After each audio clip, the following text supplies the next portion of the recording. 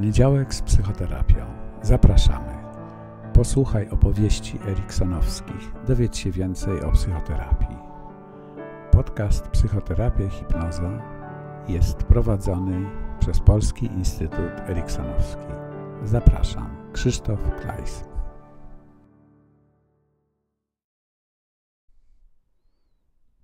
Dzień dobry.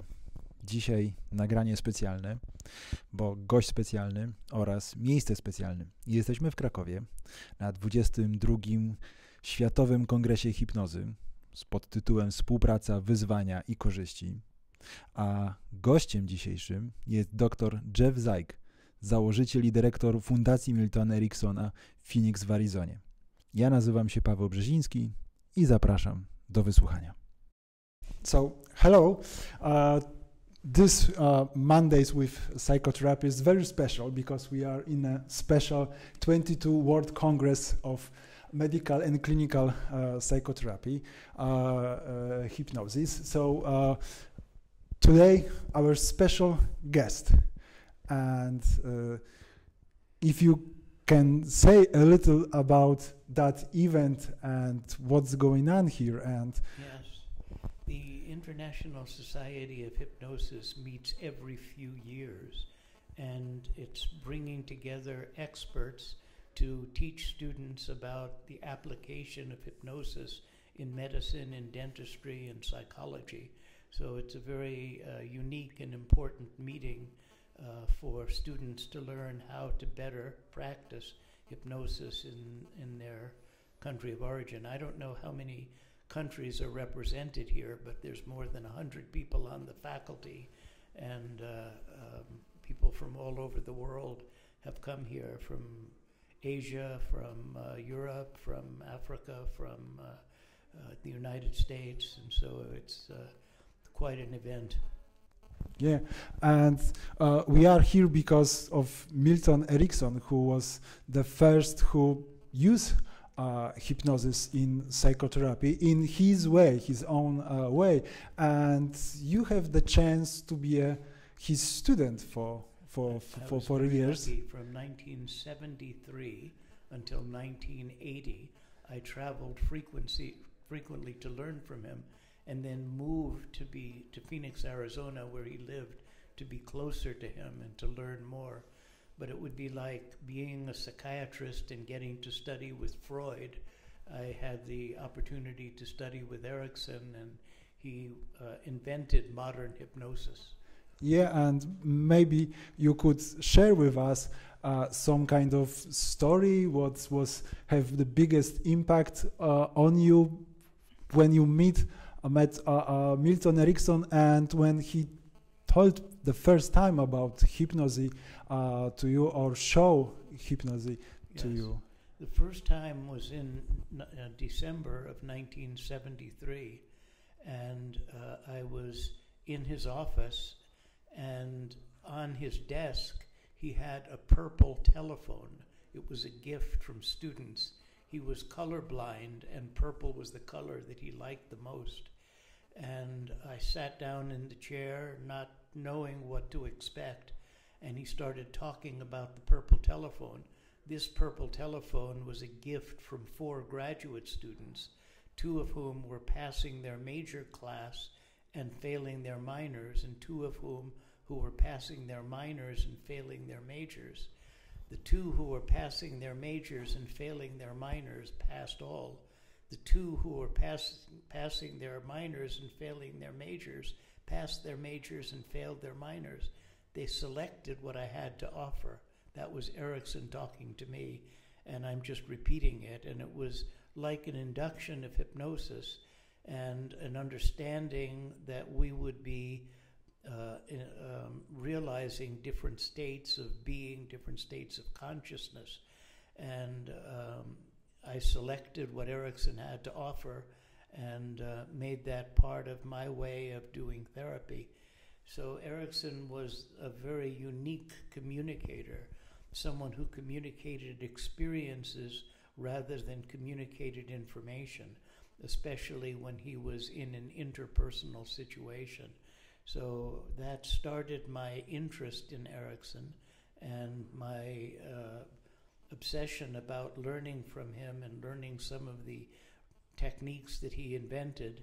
There's many books written about Erickson, and he was the person who brought hypnosis into the 20th century as a form of practice. So he was an inspiring man because he had polio and he was confined to a wheelchair and had many physical problems, but he transformed himself out of his physical problems and was dedicated to teaching and to helping other people. He was a psychiatrist and practiced in Phoenix, Arizona, where I now live. And then I established a foundation in Erickson's honor to promote Erickson's approach to psychotherapy. Yeah, it was always like that with him when you meet him, and he always do some kind of work with you or changing, because on pre-conference workshop which you have, you said being with him with only 1 hour was like reading the books for a year. So it was always like that with Milton Erickson. He was one of those people who could read something from a book and you would be inspired because he would find a new way of reading that you hadn't experienced before, and he would make it personal. So he was one of the few people that I've met over the course of my life who just inspired you to want to be better at being yourself. I was around him and I wanted to be a better Jeff because he was being the best Milton Erickson he could be, even though he had so many physical problems and so much pain from the residuals of polio. So our conference is about challenges, and you're saying that Milton Erickson always challenged the person, himself as well, but the person who is talking with to challenge for something. Yes, he was an agent of change and bringing out the best in people. And it was inspiring because he had so many limitations, but he didn't let his limitations define him. If you had pain and you were with Erickson, he probably had more pain. And if you had limitations, he probably had more limitations. But with the little that he had, he kept on doing the best that he could in spite of limitations, because of limitations. So he was an inspiring human being. He was a genius. He was very intelligent and a remarkable psychiatrist. But the way that I remember Erickson is more from his being an inspiration that helped me to want to be a better Jeff Zeig. Yeah.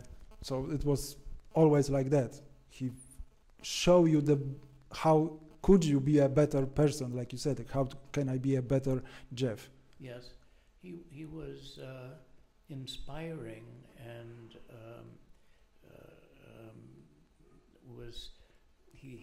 when I met him, he was in a wheelchair. He couldn't use his arms very well. He had no use of his legs and couldn't support himself very well on his legs at all. If he had to write, he would have to guide his right hand with his left hand in order to write. And even though he had so many problems, so many limitations, he didn't allow his limitations to define him. He was first an inspiring human being, someone who had limitations, but he wasn't a limited person. Yeah, and our subtitle is Challenges and Benefits. What do you think? What kind of challenges today hypnosis have? Well, hypnosis has been used in many medical and psychological disorders. It's been used to help people to have surgery more comfortably. It's been used to help people have dentistry more comfortably. It's being used in every type of psychiatric problem that people bring to a therapist. So hypnosis is a tool that helps to make therapy briefer and more focused on solutions rather than focusing on problems. And so this meeting is about promoting the success of hypnosis in psychiatry, medicine, and dentistry. Yeah, and can you say in few words how it's even possible that hypnosis working that way? Yeah. Hypnosis helps people to change their state. So if somebody is in a state of being angry or in a state of being disappointed or in the state of being frustrated, the induction of hypnosis demonstrates to people you can change your state. You can go into a more relaxed state, a more open state, a more responsive state, a state in which you can get in touch with the strengths that you have rather than being oppressed by your weaknesses. So hypnosis is a tool that helps people to realize they have capabilities that they hadn't previously recognized.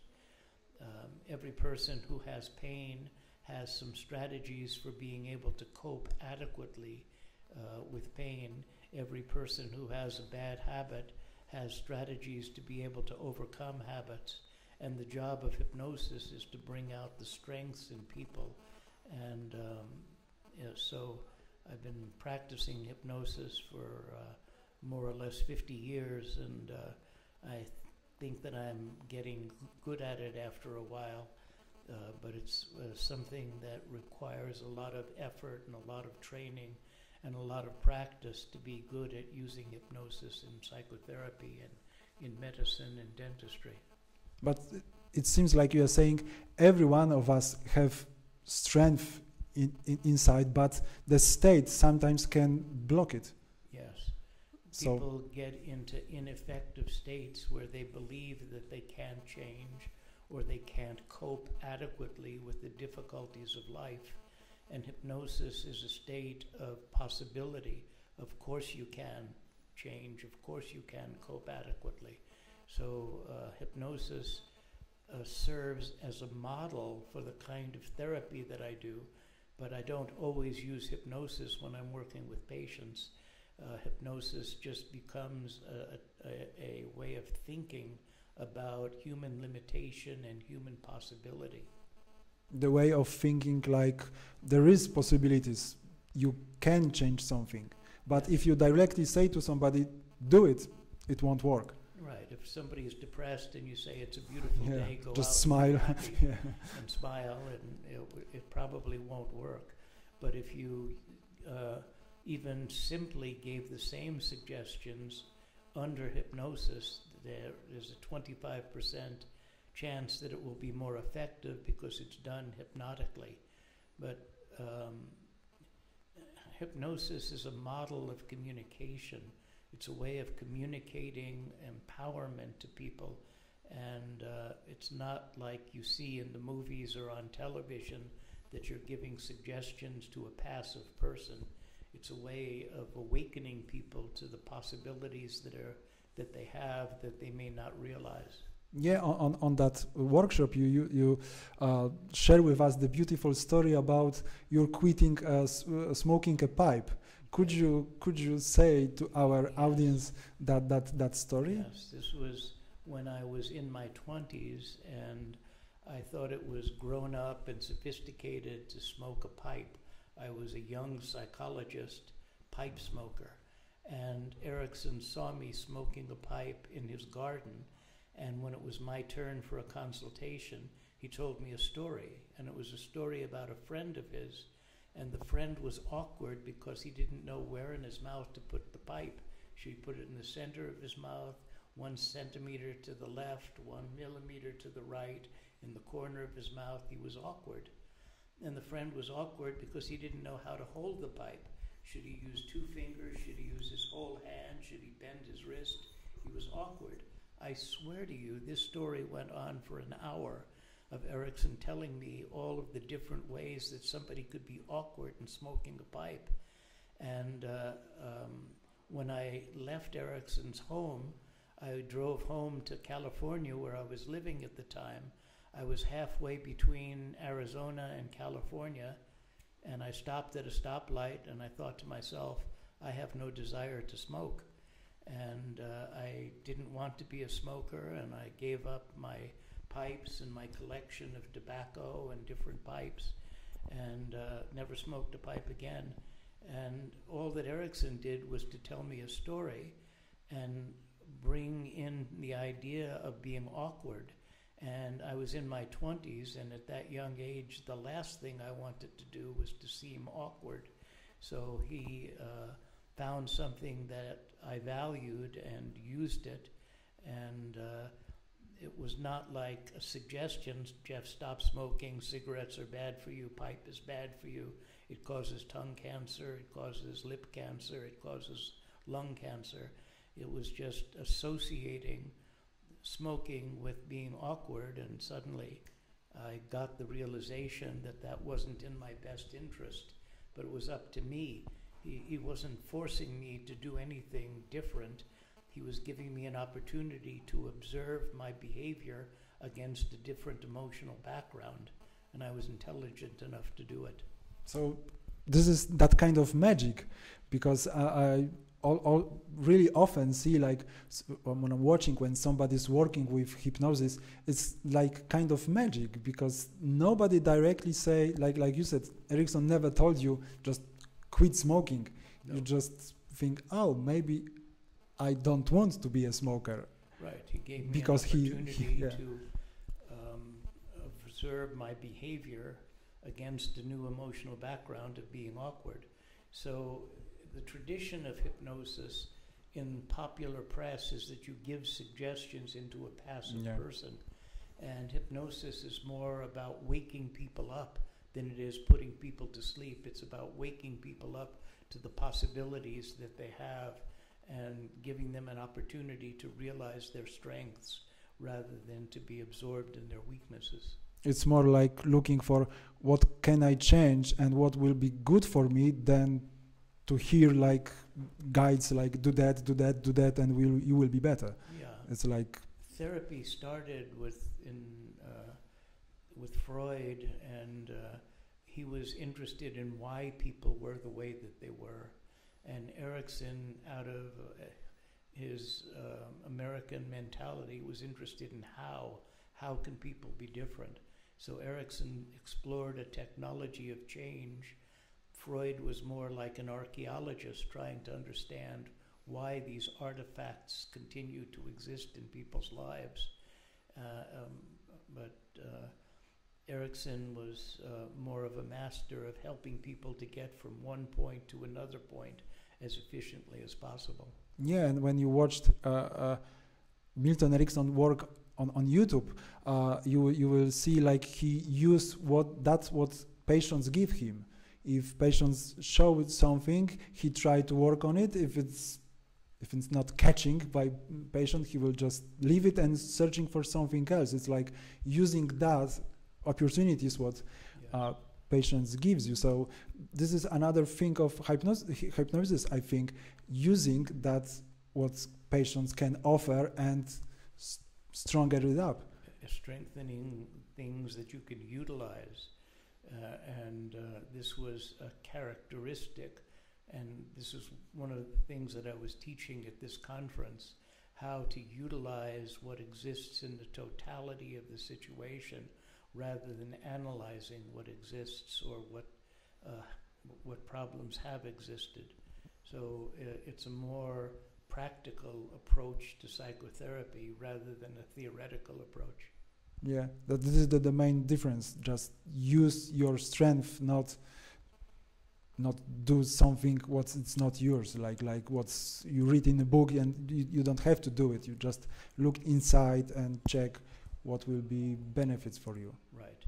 We all have hidden strengths that we don't necessarily realize, and hypnosis in the Erickson tradition is a way of helping people to get in touch with the strengths that they have rather than analyzing the weaknesses. Is there anything else what you would like to say there's at this moment? There's books about Erickson in every language, and I think it's good if people read because they can be inspired and they can get a lot of ability from reading about Erickson. And there's probably 100 books now about Erickson or his type of therapy, but there's also books that appeal to the public.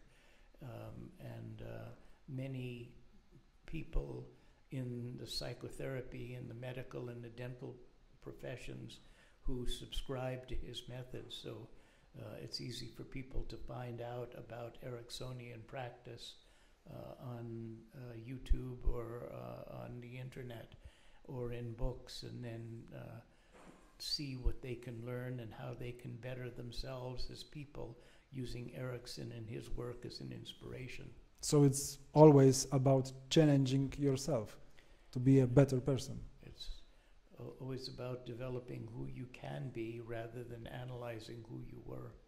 Yeah, because what we have is the future.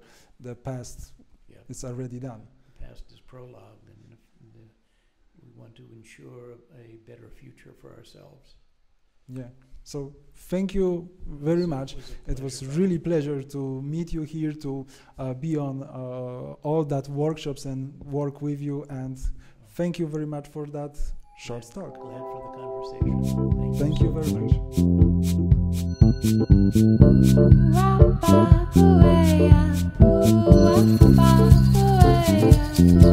much.